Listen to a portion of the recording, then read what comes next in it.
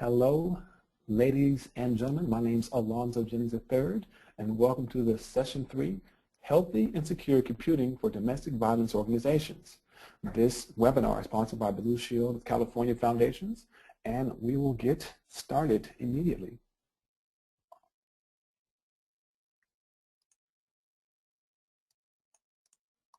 All right. First and foremost, we are using an application from our our donor partner, GoToWebinar. They provide this webinar platform for us, and since you're using this, I want to point out a few things to get started with this webinar so you can be accommodated easily. First and foremost, you have a control panel to your right, and it looks something like what my screen is presenting here, and this is where you interact with us. First and foremost, everyone is muted, so you will not be able to talk to us and we will not be able to hear you. However, there are a few ways to communicate with us. In the control panel, there is a questions panel, and in this pane, you will type your question. We will answer and see your questions. Now, in order for you to hear us and or talk back, you can have to use an audio mode, and the audio mode is sitting right here. You see my screen? There are two different audio modes. One is called use telephone, and the second one is called use mic and speakers. If you choose to use telephone, you will then be required to enter a phone number, dial it from the phone, and then put in an access code and use a telephone to interact with us or to hear us via telephone.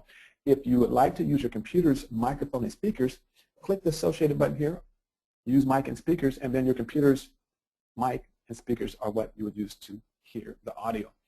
Currently, I am using mic and speakers, and I have a headset, which is probably the best way to do it. Now, if you lose internet connection, you can reconnect using the link that was emailed to you earlier, and it's real simple to get on and off. That's one thing I like about GoToWebinar. If you have questions or you need help, type them in that box, that pane that I talked to you there, and we will, one or two things. If it's something to do with you get in place with technology and something's not right, we will take care of that immediately. If it's a question pertaining to the content of the webinar, then at that point we will either table the question for later, because at the end of this session there is a 30-minute tech talk, or if it's something that we answered in the curriculum, assume the presenters will see the questions and answer within the curriculum. All right? So again, everyone is automatically muted, and so this is for your safety, so you don't hear any dogs barking, babies crying, or fire engines or police cars in the back. All right. Now, this session is being recorded, and we will send you an email following this session telling you how to access the recording in the future. So if you did miss this or a certain part you want to see the archive, that will be available. All right. So, okay, let me back up for a second. This is the agenda: introductions. 2, security standard and technology capacity. 3, why data privacy and security matters. Evaluating privacy and security needs. Tips and resources. And then again, the 30-minute audience Q&A, also called the Tech Talk. Again, my name is Alonzo Jennings III. I'm your facilitator for the webinar. Your main presenters will be Eric Leland and Mary Duffy. Eric is a partner with 5pass.com, and Mary is a project manager within TechSoup. With that being said, I'm going to now hand this stuff over to Mary. But again, I would like to remind you that if you have a question, please type it in the panel. And then also, again, the Tech Talk will be at the end of the webinar to get one-on-one or answer those specific questions that you may need answering. So with that being said, Mary, you there? Yes, I am. All right, the show is yours. All right. If you can take it to the next slide. All right. Hi there, everyone. It's good talking with all of you again. Welcome again to the third of the 3 webinars for this session. I just wanted to take a minute to quickly highlight some of the goals of the project and resources that are available to all of you. On this slide, you'll see the goals for the project, and the short of it is we want to help you keep your systems up and running with minimal stress and cost to your organization. So that's essentially the goal, and help you prepare for future growth within your organization. To help you meet those goals, we encourage you to have a look at the materials that we sent you this morning. Today we sent you the current version of the Technology Capacity Guide, and in that you'll find 2 of the 5 recommended standards, information about those standards in the guide for keeping your computer and information systems healthy and secure. We're going to add additional information because you'll see there's 5 different areas that are the standards. We're going to fill in those standards in the beginning of the new year, and we'll have the guide completed with all of that information available to you by the end of March. So that information is coming. But the most critical information that we felt like you needed to have in order to move forward is contained in the guide right now. We also sent you a guide to using the TechSoup forums. And the forums are a great resource and a place to ask questions and receive answers regarding technology planning and implementation in your organization. So we'd suggest if you get some time, have a look at that guide. Join the forums, and if you have questions between now and the next time we come together, you can ask those questions on the forums and get some great answers. So now a little review about what we covered in the last go-round. As folks remember, we went through that first standard, the essential standard of looking at your strategies, your policies, and your documentation. And we strongly suggest that if you can find the time that you look at some of the tools that were contained in the guide that reference that first webinar. The first thing being the inventory worksheet. Have a look at what you have, document what you've got, and take a look at what you have in terms of your overall budget. There are resources and tools in the appendix of the guide to help you do that in the toolkit. So feel free to have a look at that. You know, it's important in the same way that as you're doing the shopping for the holidays that you know what you have, what you want to buy, what you have in terms of resources before you go out and shop. The same is going to hold true when you're looking at resources that are available to you through TechSoup. So before you go and start to request donations, we'd really suggest that you take some time, take a look at what you have, take a look at what you need, and take a look at the resources that you currently have available before you start making those decisions. So let's talk a little bit about what we're going to talk about today. Eric is going to be talking about securing network and data. And we're focusing on this topic because it's, number one, it's really important, but also because it was identified by all of you and also other DV organizations as one of the top priorities for you related to your technology systems. So we hope you find this information today valuable, and we'll look forward to getting your questions and thoughts during our Tech Talk session at the end of this webinar. And with that, I'll turn it over to Eric Leland, who will be talking specifically about how to secure your network and data. Thank you all. Great. Thanks, Mary. And welcome, everybody, to the Healthy and Secure Computing. We're talking about secure network and securing your data. In moving to the next slide, if you would, I want to take a look at what we mean when we're talking about healthy and secure computing. I'm not sure how many of you have had this experience. When I was growing up, my parents got me an encyclopedia of diseases, and because I read a lot and liked things like that, and so I started reading about all these diseases, and I found out that I qualified for many of the diseases at any given moment, and I was constantly talking to my parents about all these diseases I might have. And in my case, I saw it as an opportunity to get out of various obligations. But I had some friends read it, and they saw it as this horrible realization that they might actually be, dying from all these things.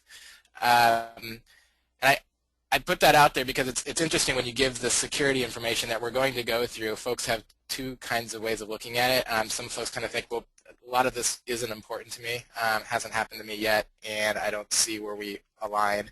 A lot of other folks see every single piece of security issue and risk as something that we really need to focus on. And the goal of this is to take a very moderate approach to this. This is an important topic. It's very manageable, and we only need to do it as much as we really need to focus on it and no more than that. So let's take a look at this sort of with calmness and we'll go through in a sustainable way to get things done. So in healthy and secure computing on this slide here, what we're talking about is getting control of your technology. We want to reduce instances of catastrophic computing failures. All right, so these are things that cause unexpected and extreme cost, as well as all sorts of problems with wondering what's happened to your data and whether you're going to get it back and who has it. We want to make sure that we're understanding what resources we need to support our current infrastructure and future infrastructure, as well as improve our processes and procedures for managing IT and improving those for the long term, not just now and for the next month, but for the next cycle, a budget cycle, at least a year. We're usually looking at a 3-year plan as well. So that's what we're talking about with healthy and secure computing. It's surprising sometimes to learn what some of the top threats are out there in sort of today's offices and businesses. What I've done here is put out top 10 security threats that we're facing as organizations. I've also color-coded them.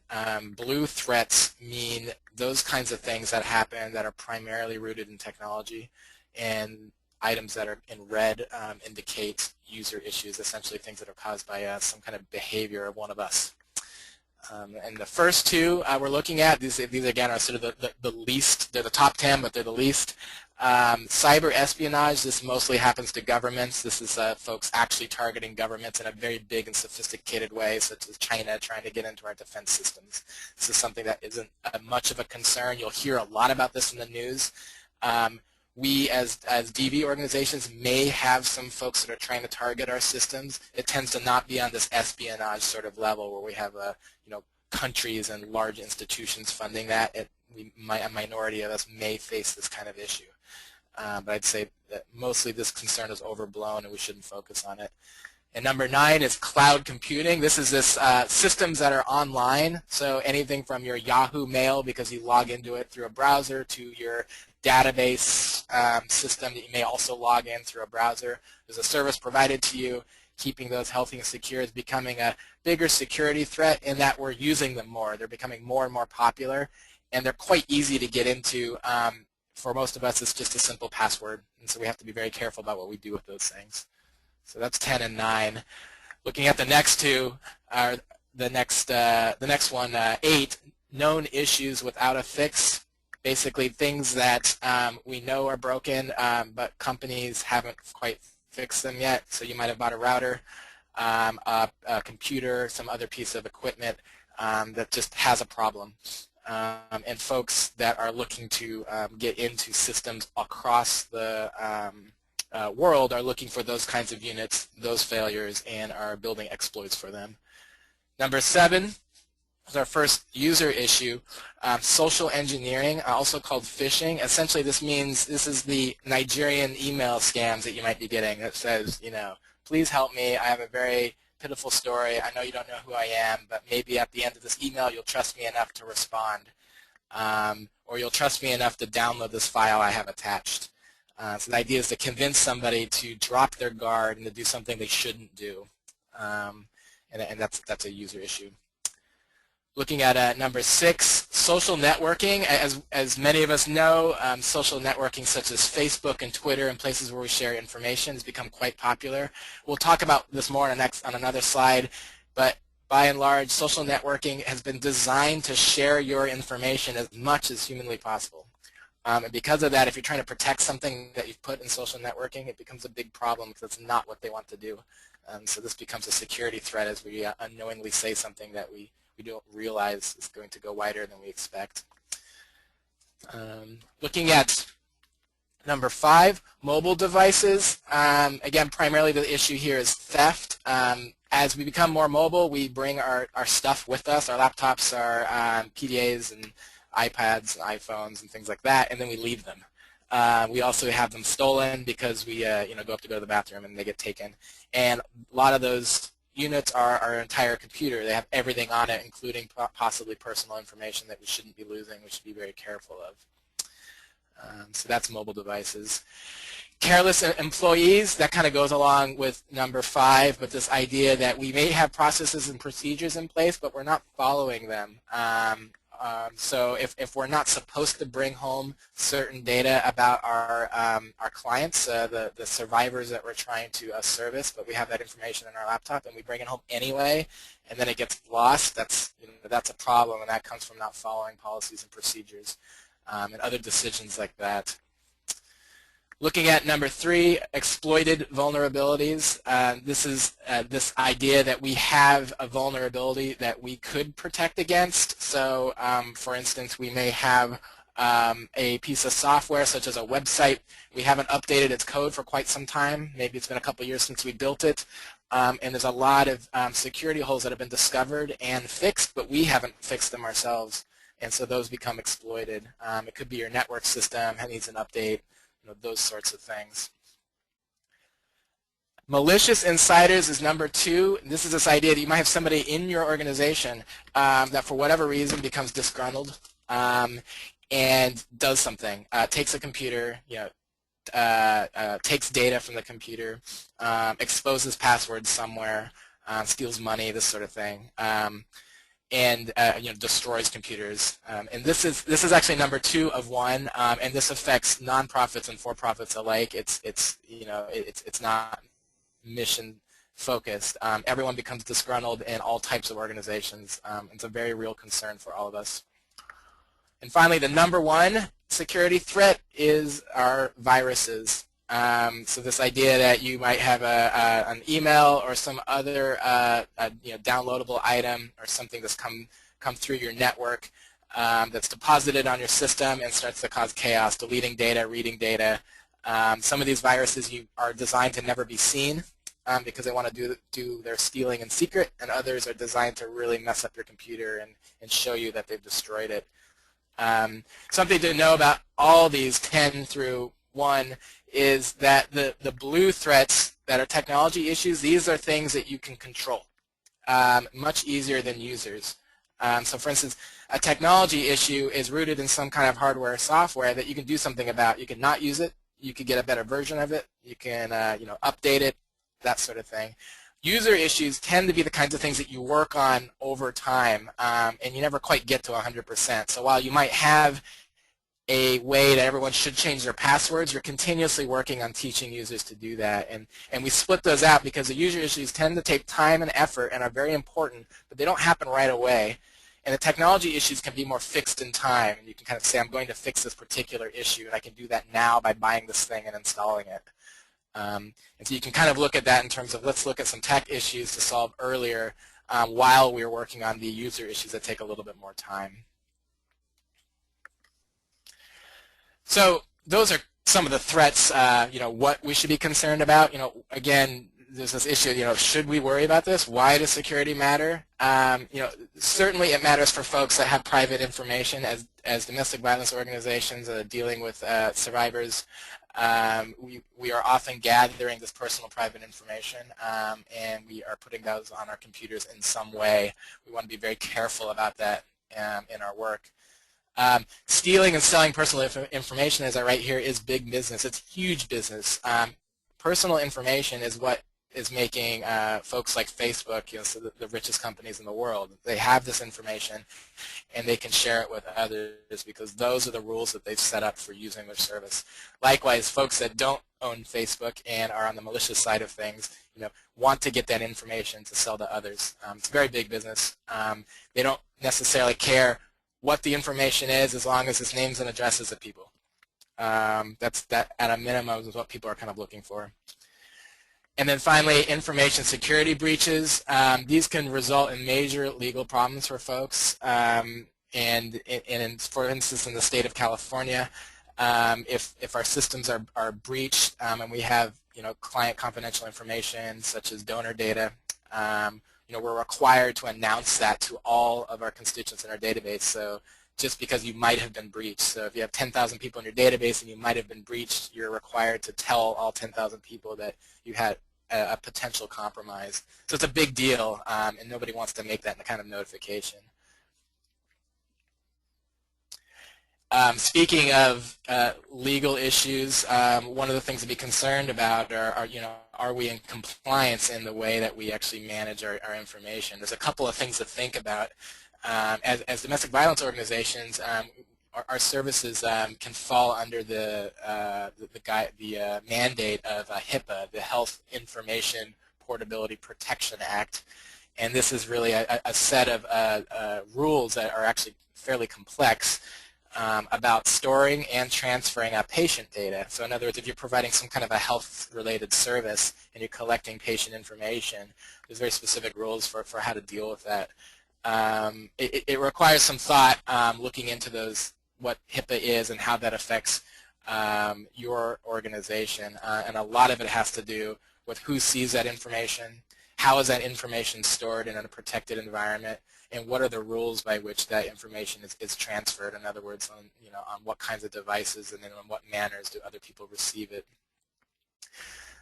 There's this other issue, PCI DSS. I honestly forget what that means, but basically this is the security standard for dealing with transferring payment information. So when you go shopping online, for instance, to use Mary's reference, you may check out from an online store and you may see that your URL suddenly becomes an HTTPS. You may see a little lock icon, some kind of security issue, and this is what's put onto modern websites to ensure that once you actually submit your payment information, that is encrypted and sent, so that if anyone's looking at that information, that all they see is a bunch of data going by, they can't actually read it.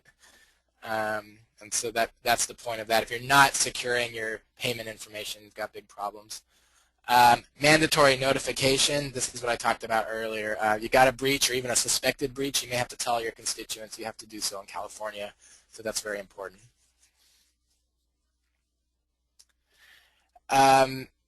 Focusing on breaches in particular, we said that one of the biggest security breaches are from disgruntled employees or from the inside.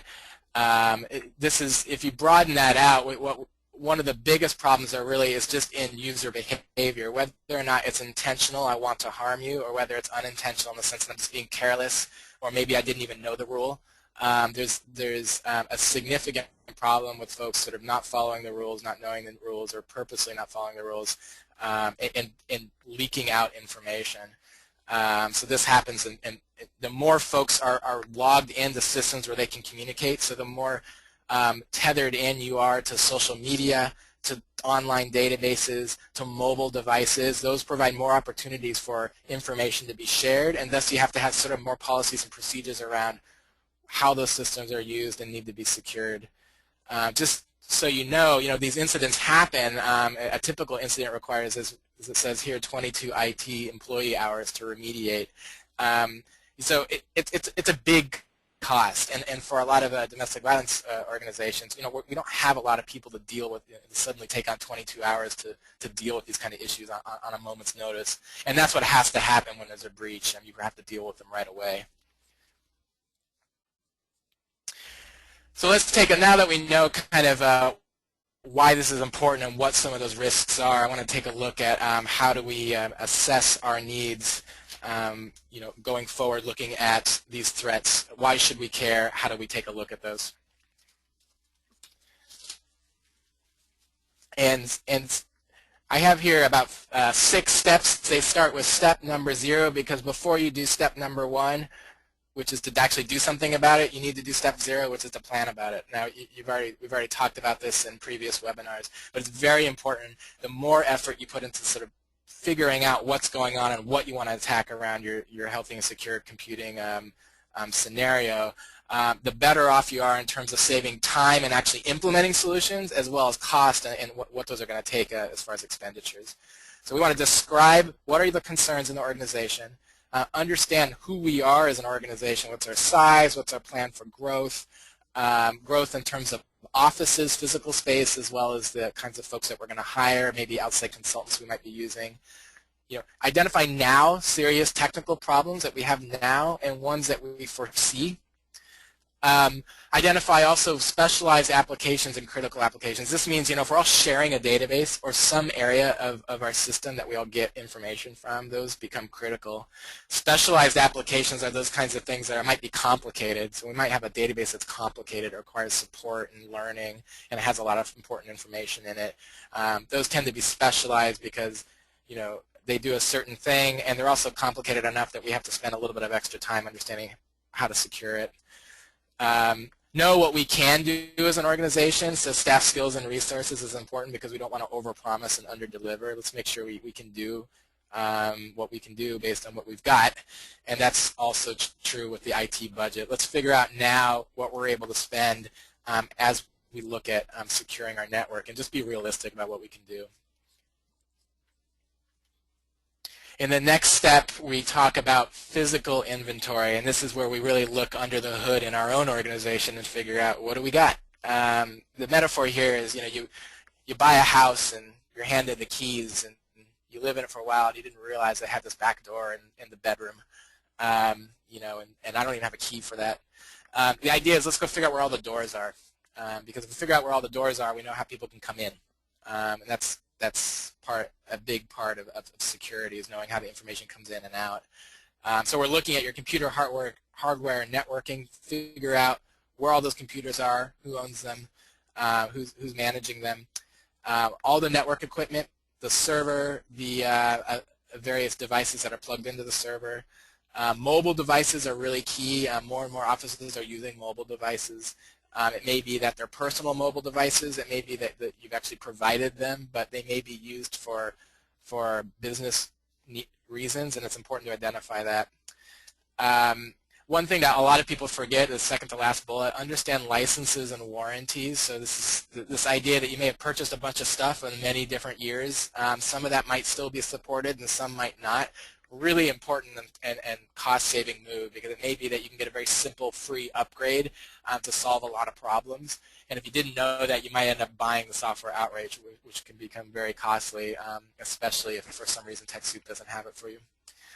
And then the last item that folks tend to forget is locating your current support contracts. In particular, if you have folks that are supporting your computers, and that information is stored on your computers. Quite often we run into a situation where the computers die and you try to look up that information. Well, it's on the computer. I don't have it printed out. So just find this stuff, but also make sure you've actually got it in a way that you can use it when the systems don't work.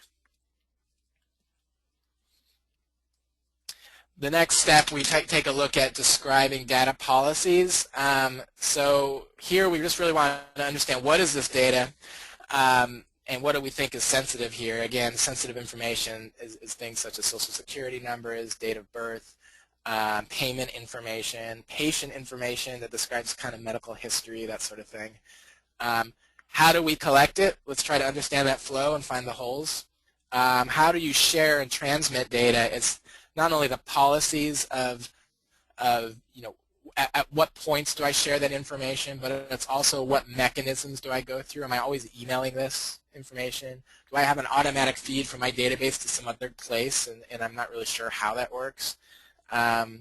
Do I put a lot of things on thumb drives and bring them home? Let's figure out how that's being transmitted. Where is this stuff stored? Is it stored locally on my server? Is it stored in individual desktops, and is it not secured? Maybe our desktops aren't actually backed up.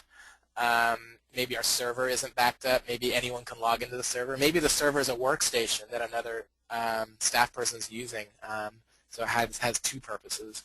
Let's take a look at how that's being done and how the data is being secured. And then finally, do you have a disposal policy? So for instance, when you're done with working with the survivor, for instance, is there a point at which that data, you no longer need to have that data, and have you defined that, and then what's done to actually dispose of that data? Again, holding on to more confidential data just raises your risk in the sense that if you have a breach, there's more at stake. Step 3, gap analysis. So based on the second step, you want to take a look at your deficiencies at this point. So as you're going through that discovery process, you're going to find out places where you just don't understand how this information is communicated. you start to see that it's communicated in a way that anyone can see it. You start to understand that you don't have password policies. You have users that are no longer working in the organization having access. So these are the gaps that you start to list out and understand which threats become the most important for your organization. Looking at step 4, we then take a look at a security assessment, and this is where we really start to look at and consider what our priorities are. After knowing a lot about our technology, what are the risks that we now face from a security breach, and what would be those consequences? So we may have found out in our assessment that what we have is a situation where nobody who leaves the organization is ever removed from the system. And so we might say that we've got all these people running around and we have no idea who they are, and they could potentially have access to our system. We have lots of sensitive information, and that raises to the top of the list. And so then you take a look at how do you address those risks, remove those old users, for instance, and what resources do you have to address those important risks. Again, what's the time and effort it's going to take to do that, and apply resources against that and just determine how can it get done, when can it get done. That'll help you stack what you can get done earlier and what you can get done later. And finally, in step 5, we need to set those priorities and actually get some stuff done. What I wanted to list here is just some very common priorities that we run into, especially in sort of smaller nonprofits and DV organizations. Backing up your systems, super key. If we're not doing it now, we need to come up with a backup solution that has 2 plans. There's one way that you back up, and there's another way that you back up too. So that if the first fails, you've got another system. So just think about that in terms of redundancy. Do something twice. So have a couple ways that you're doing backups. Get your virus protection in place. That takes care of a lot of these user and careless issues of, gee, I opened this email, looked compelling, I shouldn't have done that. Address those urgent issues first. That's what I talked about, stacking. Definitely manage password and user access. A lot of users hate this. They don't want to change their passwords. It's a pain in the neck because you have so many of them. But nevertheless, this is a very common way that folks get in. It's a very simple kind of process. To many servers and technologies have tools that allow you to force passwords to be changed. And that can reduce a lot of problems with unauthorized entry. And of course, get the easy tasks done first so you can get a lot of stuff done quickly. So now that we kind of know, how to go through this assessment and understand what your risk is and prioritize, let's take a look at some of the tips for actually securing your data in 8 different slides here. The first tip is really to limit what you've got. Again, if you don't have confidential information, you don't really have a problem with it getting lost. You can't lose what you don't have. Avoid storing data on mobile devices. Really key. As we said, those things are everywhere. They're in our pockets, and they get lost and dropped in toilets and God knows what. And it's important that we really limit how those are being used with respect to our confidential data. And really most importantly for a lot of organizations, especially as they get older, is figure out how you're going to dispose or very securely archive data that you're no longer using on a regular basis or don't need. Because again, you don't want to put it at risk just because you haven't bothered to delete it. Second tip is to limit access to your sensitive data. So again, there's certain data that's not going to be sensitive. And there's a lot of data about people that is particularly important to know who's got access and where. A good example are accounting systems where you have information about donors and donations, and you want to give that to accounting systems so that you can reconcile your budget. But you don't want to necessarily have a lot of people have access to those specific numbers and to that specific system. So you want to take that information about payments and make sure that the accounting system gets that. And that part of the system is actually secure. Maybe it's a separate computer. Maybe the bookkeeper does that in a separate place. And there's a process for getting that to them so that now you've limited who has access. Always review how your approaching your access to sensitive data? Are enough people have access? Do too many people have that? What's the process for actually getting that information? And then what do we do when folks are going mobile and maybe need that information? Just keep on top of that so you know how it's being handled. Controlling access physically is pretty important. So for instance, we may be at our desks and we may be working in an environment where folks are coming in and out. That's often the case, especially with, we see a lot of nonprofits that are working in shared office environments or on ground level situations where there's just a lot of potential for folks milling around to see things. Or we may be working with sensitive data that even the person sitting next to us in the cube really shouldn't be seeing. So control that access physically. Make sure that the computer systems themselves are locked down. Control access electronically as well. Things such as screensaver passwords, so that if you do get up for a moment, the screen requires a password, you can't get into it. That's an example of controlling access electronically. Take a look at the next tip 3, basic safeguards for preserving your data and keeping things secure. Again, regular scheduled backups. Have a system where you have daily backups done on an incremental basis, meaning that you need to do one big bad backup, and then the subsequent backups, and a lot of systems do this for you, will do what's called an incremental backup. So after work at some point, your server can be automatically backing up just the changes of that day and adding that to the existing kind of file, creating new files.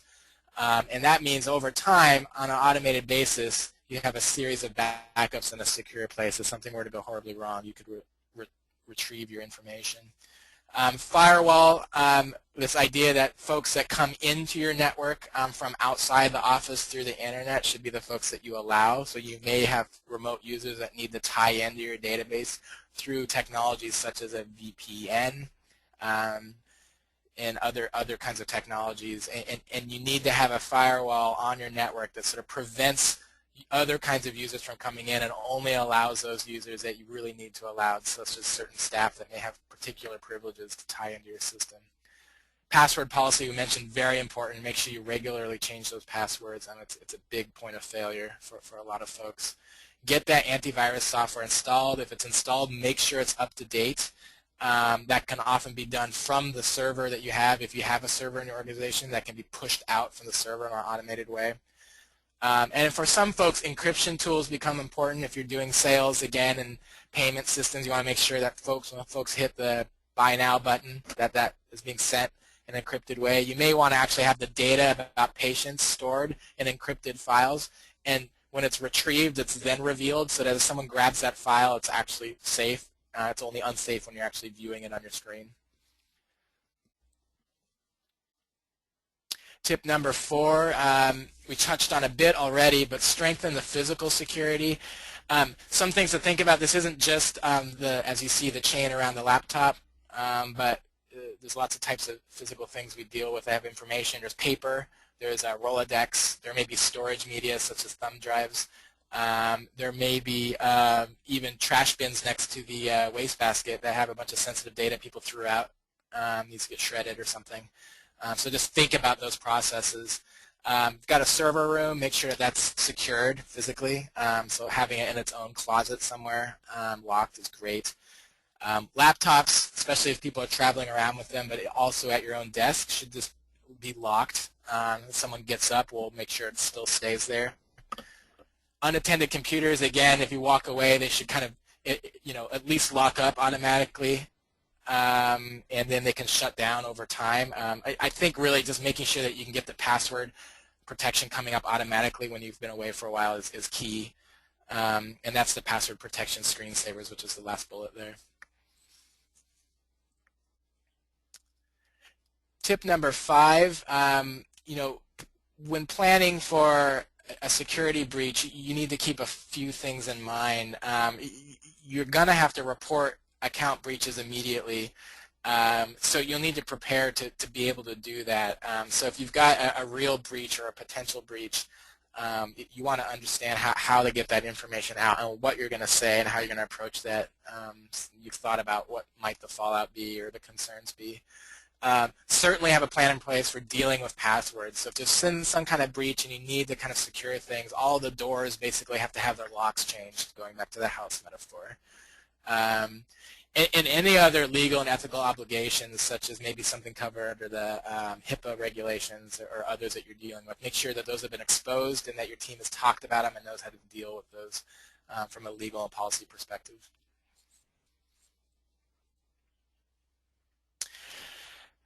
This next tip, training staff. This is actually a very important, time-consuming, and also can be one of the sort of the easier things to handle. It's sort of less technically heady. This is really accounting for all those items that I color-coded earlier that are user-based issues. You know, carelessness, losing data, you know, opening a bad email, this sort of thing. What to do when you suspect your account has been breached. This is important to train staff, not just as an executive team to figure out what to do as an organization, but as staff, how do they report that up, and what are some of the steps that they should go through to make sure that they're securing what they can at that moment. Make sure that when you're training folks that you're explaining the organization's security policies, the do's and don'ts around using their physical hardware as well as the data, and do this regularly. Don't expect that people remember this, and have different ways to get the information out. So definitely talk about it, often in small groups if you're a larger organization, and in written tip sheets, and have those very handy so it's very easy to understand what to do. You know, share the policies certainly, but most importantly, enforce the policies. A lot of folks fall down on this part, so we say that we need to change our passwords every 30 days, but we don't enforce it, we don't follow up on it. You know, enforce that. You can do some of these things technically, but others you just have to, you know, work with folks as managers and staff and enforce those. You know, kind of bring down the stick a bit and make sure that happens. And then, as I said, refresh staff on policies regularly. I usually recommend that there's at least a once a month check-in that could be, you know, in the form of an email update around where to find security information and so forth. And then usually maybe 3 times a year or so of a more formalized check-in to make sure that we're on the same page. If things are changing more radically than that, then you want to do it more often.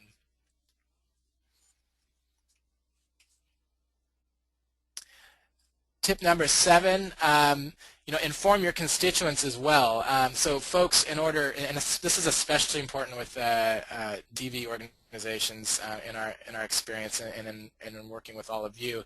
You know, folks really need to look up to your organization and be able to trust that if they say something, that it's going to be handled well. And one way to do that, one important way to do that, is just to expose what your policies are. So you've done the work to design these, and you're training your internally and your staff, and now you can tell folks what you do. The other kinds of things you can help with is help folks understand how to browse safely. You know, how to clear that cache so that if they've gone somewhere and they don't want other folks to know or look over their shoulder or whatever, you know, how to do that work is important. Those are simple tips that you can kind of publish for folks. Offer different ways to contact you. For different folks, it's easier or harder to use certain methods. It may be that the texting on a phone is definitely the best way for someone, but someone else, that's the worst possible way. It's definitely going to be found out. So by having multiple options, people can pick the one that's most comfortable to them. I said refresh staff on policies. It should be refresh the constituents on the policies. So don't be afraid to, don't just simply publish it and let it go stale, but remind folks that you're actually spending time with this, and that increases credibility as well. And when you are doing data exchange, if you're going to ask for payments or exchange patient data, expose right there when you're exchanging it that it's secure, so that folks know at that moment that it's being secure through imagery or so forth. I mean, it needs to be real, but you also want to just show at that moment that you're paying attention to being secure. And that helps, again, increase credibility as well as your awareness of what you're actually doing. And then this last tip here, using social media wisely. This is a key question that comes up a lot with nonprofits, and especially as we've been working in this project with domestic violence agencies. You know, this question of how do we use social media? You know, what are the applications of it? And in particular, some questions have come up around, you know, how do I use social media sort of with survivors or with clients or with patients? These different words we're we're using, but the folks that we're serving. How do we use social media wisely? A really important thing to always remember, no matter what social media tool you're using and no matter what they're saying about their privacy, is that social media tools' business model is to share the information that you write on them. Whomever is participating in your social media environment is writing stuff that that business wants to get their hot little hands on and give to somebody else for free and eventually for a fee. And their goal is to build an immense amount of connections between and among people where you can do some incredible predictive analysis around how we're all going to behave. So social media, no matter what settings you put in Facebook, and there's a litany of settings you can put in Facebook, for instance, to make sure that you're getting more and more secure, it is not private. They can change those settings at any time. And even though they may notify you or have to notify you in some cases, you may not understand what the real implications are because it's complex. So in general, if you're trying to say, I want to use social media sort of with a group of survivors, where we're going to need to share sensitive information, in other words, we're going to want to make sure it doesn't get into the wrong hands in some way, social media is not your tool. All right? You cannot guarantee that that's not going to happen. And it's quite commonly going to happen that people expose more than they intended. So just be real careful about that. You know, if we want to use social media wisely, we use it for what it's meant for, which is to absolutely share information. So, you know, advocacy, information, promotion, you know, bringing a wider dialogue to an important issue, you know, marketing new products and services that we may be offering in certain ways. These are the kinds of things that you want to spread. You want people to talk about more. And it may mean that people talk about sensitive information, but it's for the purpose of getting that information out, not for hiding it. So if you're following those rules, then you can start to drill down in the kinds of ways you want to use social media. If you do choose to take the risk and use social media in more and more private ways and try not to expose stuff to others, you're going to really want to devote staff time and resources to managing those security settings, really understand how they work, and be absolutely on top of the changes with those organizations. And really basically have your ear to the wall of Facebook to understand when those things change and what you need to do about it right away to make sure you're secure.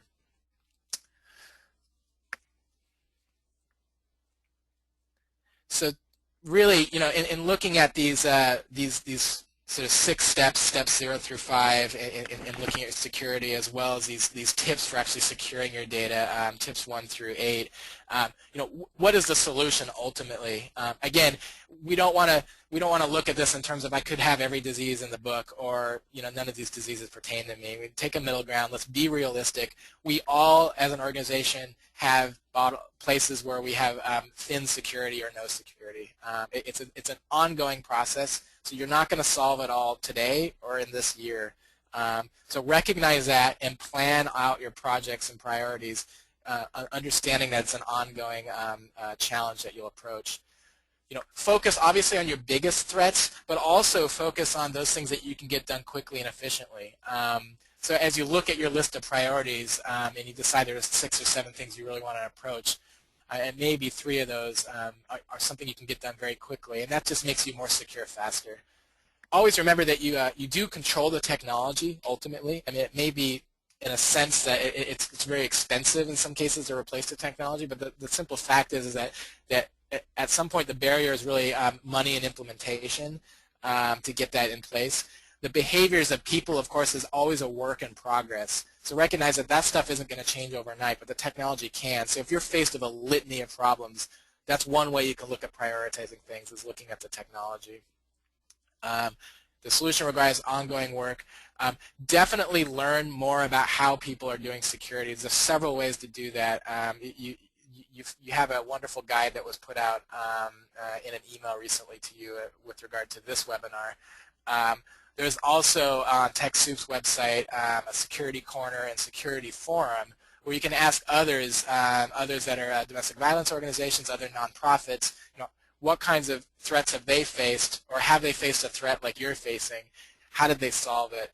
What are some cost-effective ways and solutions that really work? Make sure to talk to folks. In particular, you may already be working with another DV organization or partner and you know they've taken some steps in this area, or you may not know. And it's good to just start talking to peers in the area and find out what their problems and solutions are.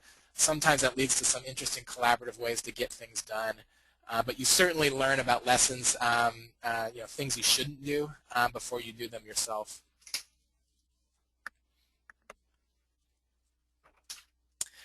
So some tools, you can use right now, and there's more of these in those resources I mentioned, but I just wanted to sort of throw some out there. For backup systems, there's lots of ways to do backups now. One kind of neat way to do it is fully online. In other words, to have systems such as desktop systems or even server-based systems to automatically back up to a server that's online and stores that information off-site because it's an online service. And that's pretty neat, and it can be set up automatically. Mozy.com is an example of that. There's ways to remove viruses right now. So for instance, you can go to a website and with your computer and log in and have it scan your computer right there and take off viruses. It's kind of especially if you don't have virus protection in-house, you just want to get it done right now on your system. It won't help you for the long term, but you can do that using this kind of an online service. Removing viruses ongoing. We put the TechSoup.org stock website. There's a lot of software tools you can get to install on your server as well as your workstations that all staff are using that will put the updated virus protection as well as what's called the virus definition files. So of course you can have the software, but viruses are changing constantly, and these softwares make sure that they're staying on top of the solutions to those new viruses and pushing out those updates so that you can kind of automatically get those on your system without doing too much time and effort getting that done every time. You can get some automated audits of your systems. AuditMyPC.com is an example where it can take a look at what's going on in your PC right now and where do you have problems with your firewall and other privacy problems, and it can give you a nice little audit. It can be pretty technical, but it's a neat little tool, especially if you have consultants that you can show them what's going on in your organization and on your PCs. Audit your PCs, another one. This idea of, again, deleting stuff you don't need, especially as you're retiring old computers. You could just say, well, this computer's old, I'm going to go put it in a closet. The problem is that later on you clean out the closet and someone just sort of takes it, but it still has the data on it. So, when you're doing that, you want to wipe out the data, and you can use some pretty easy to use tools online again to wipe out those drives and make sure that if someone does get their hands on that old computer, it's not going to be a big deal. And finally, going to TechSoup, there's a lot more going on than just these couple resources. There's discussion forums that are very filled with comments from nonprofits talking about security in different ways. So take a look at those as well as other products and services to take a part of that are hugely discounted. So whenever you're looking to look for a hardware or software service, look there first before you spend top dollar somewhere else. Great, and so at this point we're just a few minutes early, but we can go ahead and get started with the Tech Talk portion, and so I'll hand this over to the moderator. Hey, how's it going?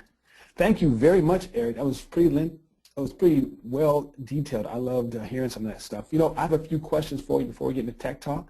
Gentleman by the name of Michael, he has a question for you, and he's asked the same question a few times. I'm going to sum it up and see if I can get you to answer this question. Are DV agencies using online backups like Carbonite, and are they considered confidential? The Unmuted. Online backup solutions have spent a lot of effort as part of their business model to, they can't fully 100% guarantee, but to put a lot of privacy and security policies in place around your data. So in other words, they're not allowed to look into your data, to sell your data, this sort of thing. Now, having said that, there's always a bit of a risk when you have your data and you give it to somebody else because fundamentally you don't have it. It is on their system. It is a concern. As we go more and more cloud-based with online backups, whether Mozy or anyone you can name, we become less and less sure where that data really is stored. People are becoming are able to store that stuff on, maybe you sent it to Mozy, but Mozy actually sent it to a third party, and just like in the mortgage industry, you start to lose sight of who actually owns the house. And so we need to be a little cautious about who we're using and just understand what's really happening with your data and understand that you can get it out, and most importantly, understand what their policies are around confidentiality and privacy. I will say their business models are pretty strong at this point. This isn't a new service. All right. Thank you, Eric. Hopefully that answered your question there, Michael. Right now, we're going to take the tech talk time, and the 30 minutes are designed for you to answer any questions you have, to ask any questions you have to Mary and or Eric. And the facilitator for this part is Kyla Hunt. She is the webinar coordinator for TechSoup, and I'm going to hand the screen over to her, and she's going to assist with the facilitating. All right. So thank you very much, and ladies and gentlemen, here's Kyla. Thank you, Alonzo. I really appreciate it. And just 1 second, and I'll go ahead and get my slide deck up and running.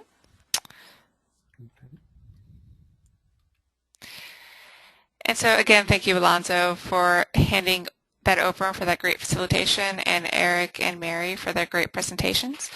For the next half hour or so, we did want to take a little bit of time and answer any additional security-related questions that you might have.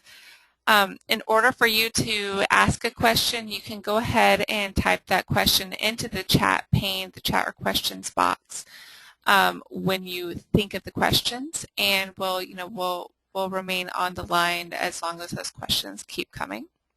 And the questions will be answered as they come in. If for some reason we don't get to all of your questions, we will go ahead and email any responses back to you.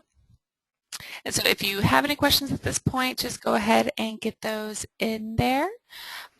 We do look like we have one question in from Steve, who's asking, we, who are the YWCA of San Diego County, are already registered with TechSoup. How can we find out who the account manager for the BSAV project is? Kyla, I can answer that question Sure. for him. The best way to find this out is first go to, in the first webinar we had Ricky Powers' contact information. It's rpowers@techsoup.org. You can contact her directly, and she can help you clarify who is registered and if you're registered properly, all that good stuff. So contact her directly, and she can help you with that. Okay, great. Thank you so much. We also had another question come in saying, on wipe all data from PC websites, does this remove everything, including the operating system, or does it remove just the data? Most of those services have different settings, but they're designed to wipe out everything. That's primarily what people are doing. They don't want to leave any stone unturned. Some of them do try to leave the operating system. I would be a little wary of that because it can be difficult for the systems, those wipe clean systems, to know, specifically every file that they shouldn't touch, and it can result in an operating system's a little bit weird or sometimes broken. Now, some of the systems may have solved that, but it's definitely a much more complex task, and it also leaves open the possibility that there's some stuff that you should have erased that you didn't. So they're primarily designed to erase everything. Okay, great. Thank you so much. We also had a question that came in from Shannon asking if we have the slides for this webinar available for download to pull some of the other websites you showed. Yes, we're going to have those available. I think the best way to do this today is, if you'd like it to get this right away, just go ahead and email me at mduffy@techsoup.org, and I'll send that off to you as a PDF. Great, thank you. And Mary, if you could go ahead and just type your email address. Awesome. Thanks. Thanks. We also have another question. Does Symantec offer antivirus product suites that can be managed from a server and then propagated to individual user machines? Yes, Symantec does, and I'm actually, TechSoup might be able to speak more to the specific product that's on stock at the moment, but they absolutely do. Yeah, Yeah, this would be a good question for Ricky. So rpowers@techsoup.org is the person to contact on that. There's Symantec, and there's typically another tool as well, Norton, on TechSoup Stock. Again, I would check with that contact that Mary gave and the TechSoup Stock site, but they both have solutions that can be installed on the server and then propagate out automatically to your workstations. Okay, great. Thank you so much. And everybody, if you have further questions, please keep typing them into the questions pane, and we'll be getting back to you on that. While we're waiting for more questions to come in, and this, I guess, Eric, this would be to you. Last week I was really interested to see how long a technology assessment might take, and I'm actually wondering how long you think a security assessment would take, just with staffing hours. Like, how long should people be prepared to take on that? Yeah, it's a good question, and it can vary. I would generally, I would recommend that you consider sort of 30 hours. Now that sounds like a lot, but what that really is there's going to be a few people involved in kind of looking under the systems and then talking about priorities and making decisions about what to do about them. So you can imagine in an organization, you may, especially an organization that wears multiple hats, like some folks are technology savvy but also do a lot of program things. You're going to have a committee of folks engaged in what are the key priorities, and then engaged in looking under the hood and then making some decisions about what to solve and what budget and resources are available to get those things done. And so if you divide up kind of those 30 hours across maybe 3 or 4 people, you start to get a sense of what's going on. And primarily that's going to be some conversations around what the discoveries are. It may be, and many folks do this, they'll have a consultant come in that actually helps them do a more solid audit of their systems because they may not know exactly what to look for. And that's quite common. And so to have a consultant by your side as part of that 30 hours can greatly increase sort of the efficacy of your work. You can spend time knowing the details that you need to know about and then making strong decisions about them. I mean, not all of us can do that, but if you can, that's a useful way to use a consultant. Okay, great. That's a really good tip. So I'm not seeing any further questions. Again, if anybody has any questions, please type them in. One other question that I personally had, and this is something that I feel like has gotten tricky with security as of late, where it's not just the really obvious emails that can contain spam or malware. It's sometimes emails that look like they're very much from a legitimate bank or a legitimate company, but they're actually from people who are trying to steal your information. Is there a specific strategy that you take to kind of make sure that you're not giving your information out to the wrong people? Yeah, it's a good question. You know, not even in general, all the time, if you see an email where you don't quite get it, even if it seems to be from someone you may expect an email from, but it's new. So like, yes, I do have a Chase bank account maybe, and here's this Chase email. You know, what you should do is get out of the email and go directly to the website yourself and then log in. All these emails will tend to throw in a login or some link, and in reality it's probably redirecting you to somewhere else. And it may look exactly like the Chase website, or at least to you it looks like it. But a surefire way to take care of the issue is, if you're concerned, is just to go separately log in without using the email at all, or call them separately and just say, hey, I'm concerned because I got this email that said it's X, Y, and Z, and they'll either confirm it or they'll say, no, that's spam. And so, by and large, if you don't use any of the resources the email has provided you, then you can independently always check up and solve the problem on your own. Okay, great. That makes a lot of sense. Mary, while we're waiting to see if any more questions come in, would you like to talk a little bit about the next steps with this project? I would. Thank you very much. So folks, here are the next steps regarding your request for donated products. As we mentioned in the first webinar, one of the first things you need to know is that your organization is registered. If you don't know if your organization is registered, do contact Ricky.